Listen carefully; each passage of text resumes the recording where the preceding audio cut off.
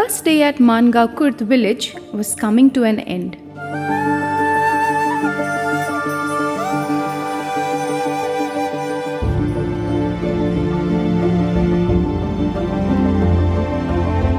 For the night, I stayed with Sri Ravindra Motiram Palve and family, who came forward to host me as their guest.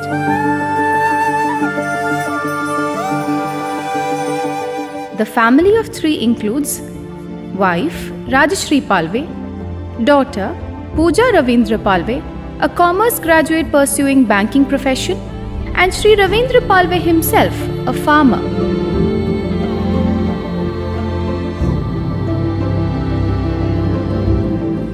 After a tight sleep and a pleasant stay yesterday, I entered into the second day of my stay at the village of Mangaon Kurd.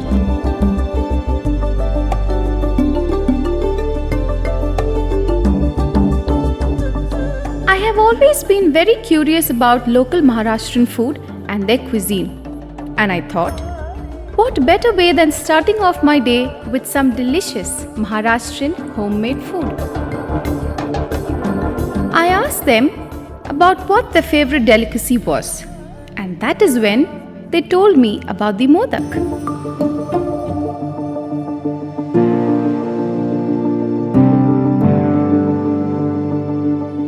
Namutai and Yashodatai offered to teach me the art of making one, while others also joined them.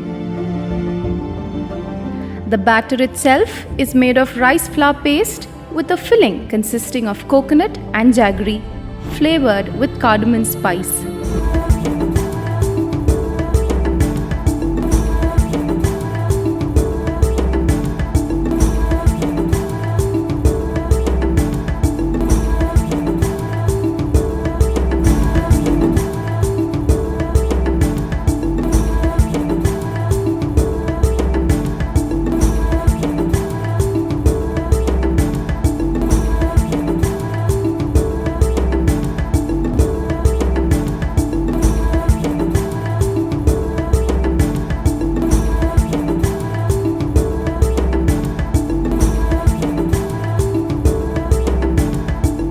Once the filling is put in, the dough is shaped into a pouch resembling a floral petal arrangement. It is indeed an art, for it requires a steady and flexible hand to make one.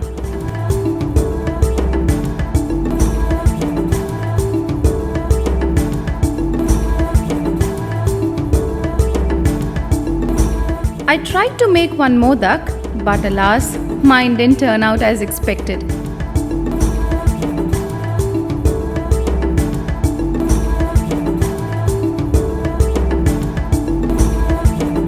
Later on, the modaks are steamed for about 15 minutes and served warm.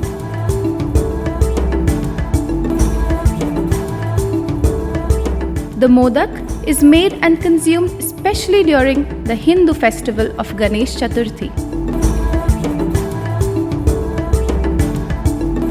As per the Hindu mythology, the elephant-headed Lord Sri Ganesha was fond of eating sweets, and modaks were one of his favorites. This is how he also came to be known as Modakapriya, which means the one who loves modak. It is also known by different names across various parts of India. It is known as Korakattai in Tamil Nadu, Kadabu in Karnataka, and Kudumu in Andhra Pradesh. While relishing on this simple delicacy, I realized how this humble recipe had such significance in bridging the gap between people and their cultures. Next dish to be prepared is again one of a Maharashtrian staple, the bhakri roti. The bhakri is a flat bread made from the flour of jowar, bajra, nachni, wheat or rice, which is mostly grown in central, western and northern parts of India like the states of Gujarat, Maharashtra, Rajasthan and Karnataka. The bhakri is loaded with nutrition and it helps in boosting energy, nerve health and can also keep your digestive tract healthy. The grain is gluten-free and is thus good for people with gluten intolerance or celiac disease. Zinc, magnesium, and fiber in millets make them great for regulating blood sugar, especially for people with diabetes. The dough for bhakri is prepared by mixing the flour with a pinch of salt and then kneading into a smooth, stiff dough using enough of hot water.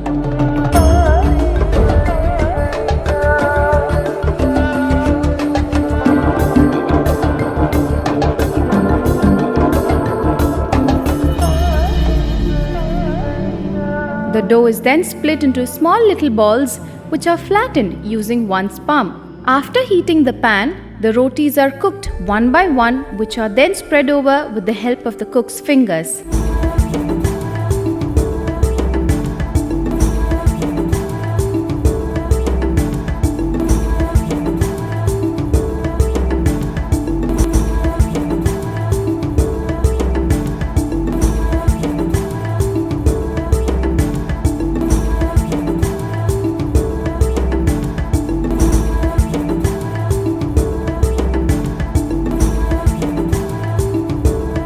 I was excited to try, but alas, couldn't succeed this time too. It requires real skill to form the shape. In modern days, bhakris have increasingly been replaced by wheat rotis. However, they still retain popularity in many regions across India. The bhakri is usually served with a vegetable curry, also known as bhaji or sabzi.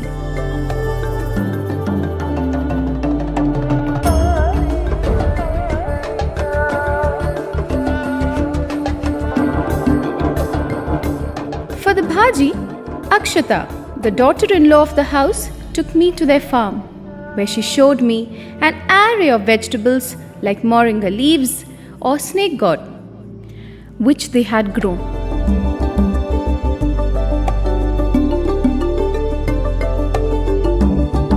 With much delight, I got a look at the fresh stock and helped her pluck them one by one. An experience quite different from the cities, where I had only seen vegetables and fruits wrapped either in polythene bags or labeled with a price tag.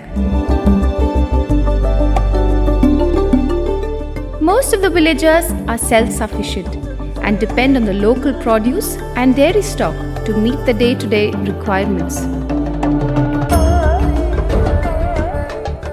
Most of the families also have a backyard where they grow fresh vegetables and fruits organically. We were joined by Meghna, a fellow neighbor who agreed to help us with the rest of the cook.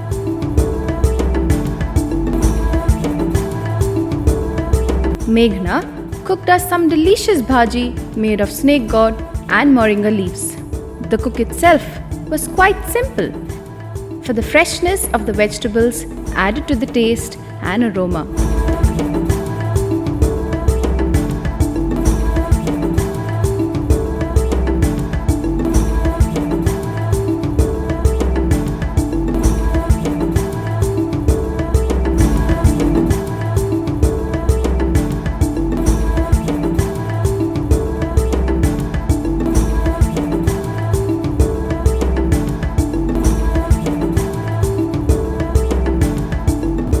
Next up, it was my turn to show them one of the dishes from Kerala. You see, India is a country that sparks with diversity, each state having a different history and a different culture to boast of. While I belong to Kerala, the southernmost state of India, we are presently in Maharashtra, a state in the central part. I asked Sai if she had ever heard of Kerala. No, was her answer. That is when I thought, why don't I teach them something about my culture while they introduce me to theirs? And no better way to learn than through food.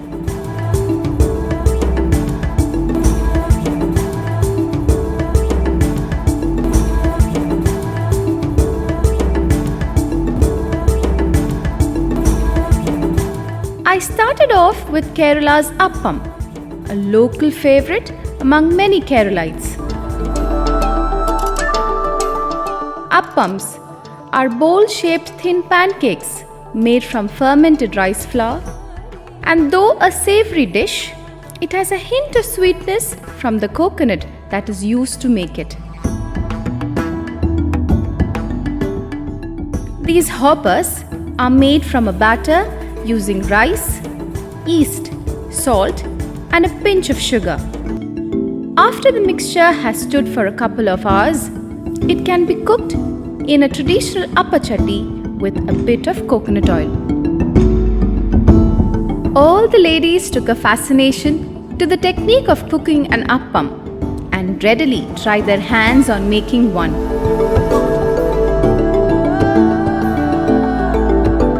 To my surprise, everyone tried and were able to make appams with much ease.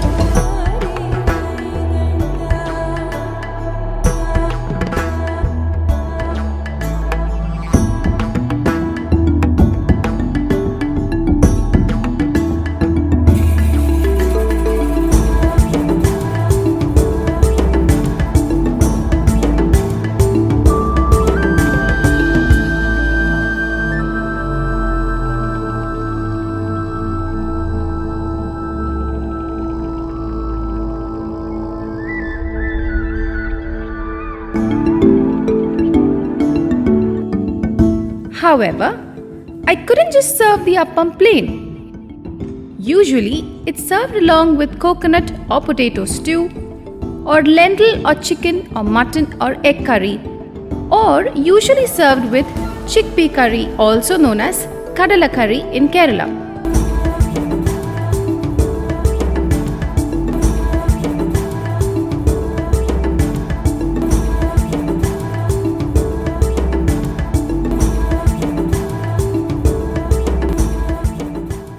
Being a vegetarian myself, I decided to cook the famous kadala curry and a vegetable stew.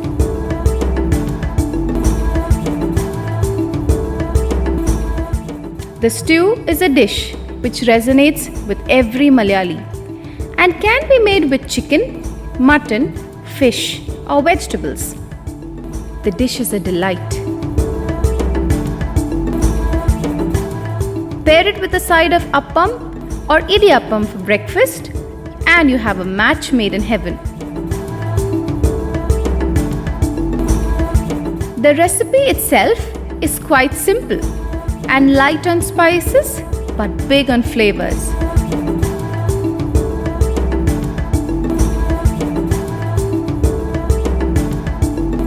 The preparation of the veg and non-veg versions are almost similar except for the protein or the vegetables being used. The warmth from the spices and the blend with coconut milk gravy gives the dish its unique aroma, which makes your entire house fragrant.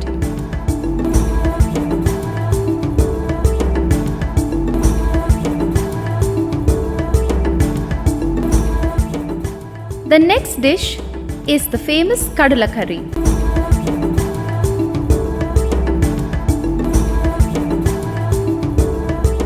Which is another classic dish from Kerala. A popular black chickpeas dish that is usually served with appam, dosa, idiyappam or string hoppers as well as putta. It is made with black chickpeas immersed in a spicy gravy which is then flavored with coconut. And this dish packs flavor in every bite. The protein-rich kadala curry is equal parts healthy, tasty and easy to prepare. Include this versatile dish as a side to accompany your main meals or serve as a side with cooked grains like red rice or millets.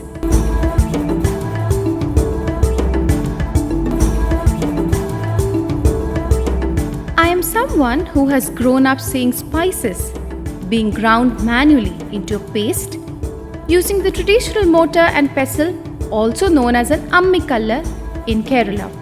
And to my surprise, I could see the same mortar and pestle arrangement being used here for grinding spices. And although I have not used it in many years, now I have got an opportunity to lay my hands on it all over again.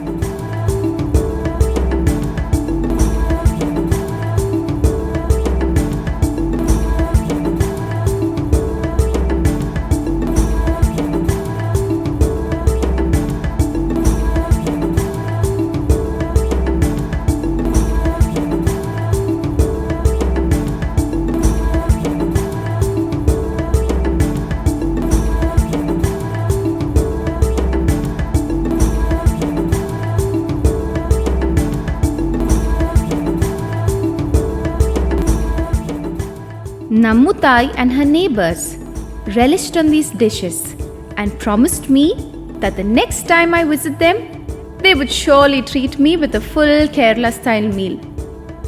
With that, we enjoyed ourselves eating the dishes that we had prepared with content and happiness.